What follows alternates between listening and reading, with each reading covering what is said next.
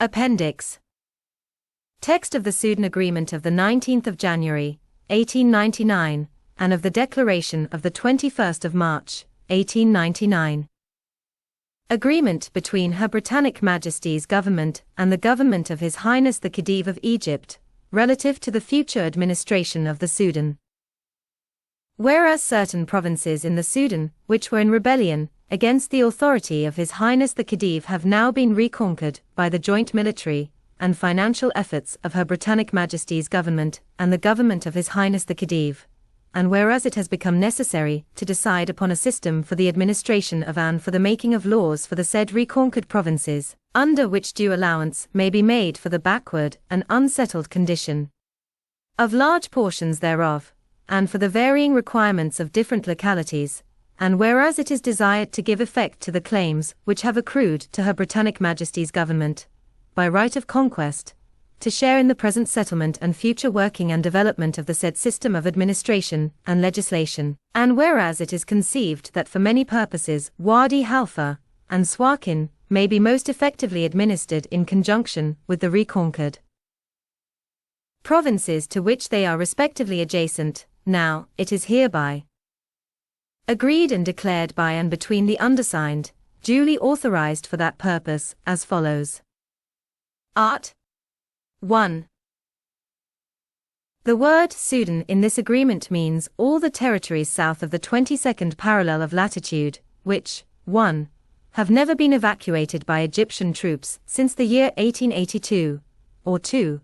Which having before the late rebellion in the Sudan been administered by the government of His Highness the Khedive, were temporarily lost to Egypt, and have been reconquered by Her Majesty's Government and the Egyptian Government, acting in concert, or 3, which may hereafter be reconquered by the two governments, acting in concert.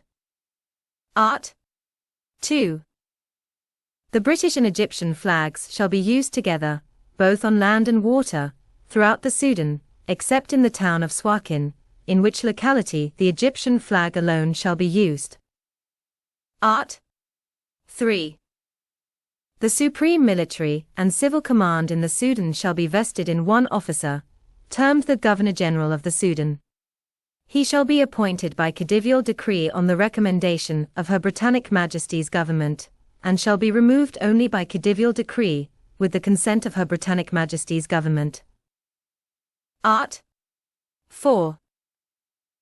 Laws, as also orders and regulations with the full force of law, for the good government of the Sudan, and for regulating the holding, disposal, and devolution of property of every kind therein situate, may from time to time be made, altered, or abrogated by proclamation of the Governor-General.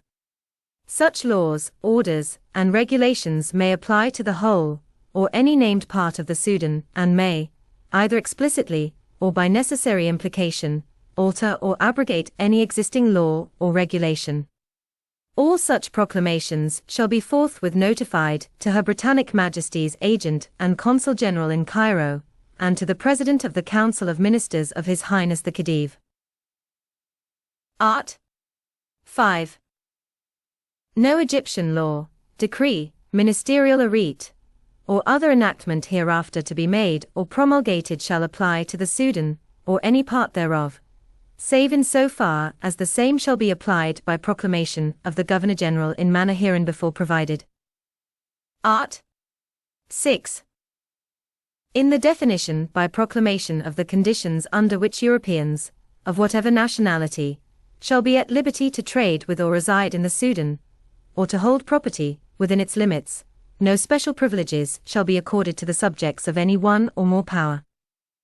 Art. 7. Import duties on entering the Sudan shall not be payable on goods coming from Egyptian territory.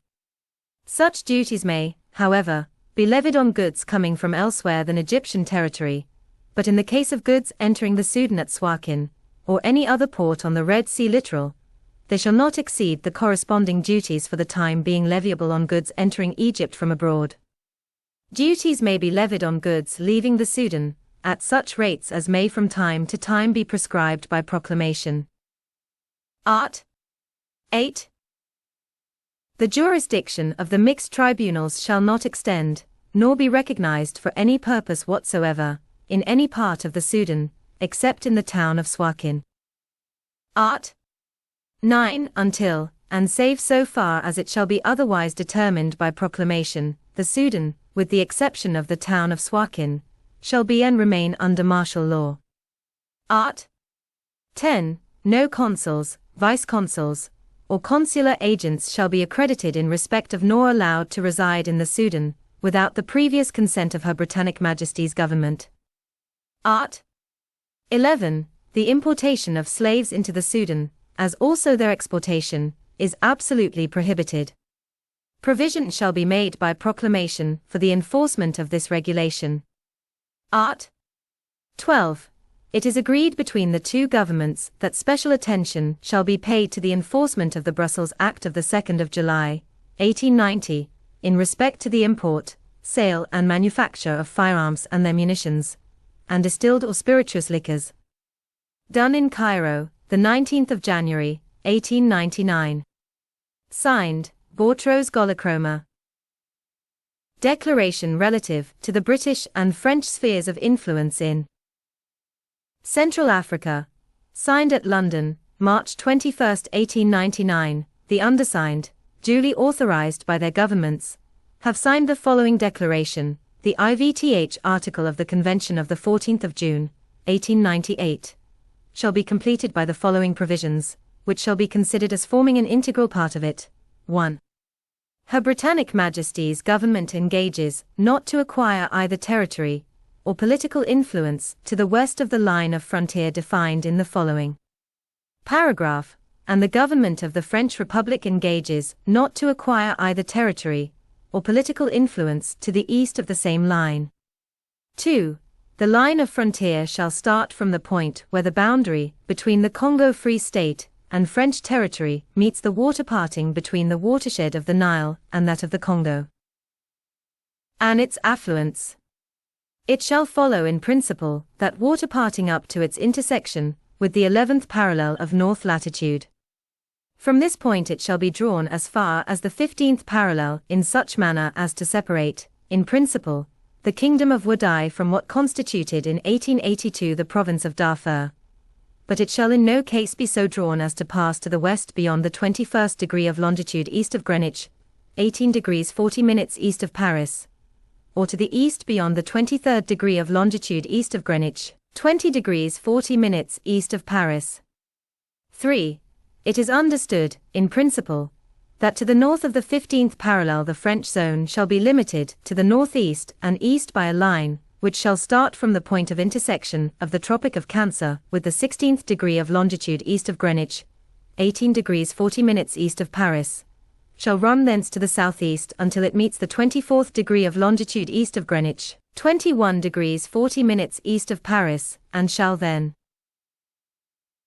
follow the 24th degree until it meets, to the north of the 15th parallel of latitude, the frontier of Darfur as it shall eventually be fixed. 4. The two governments engage to appoint commissioners, who shall be charged to delimit on the spot a frontier line in accordance with the indications given in paragraph 2 of this declaration. The result of their work shall be submitted for the approbation of their respective governments.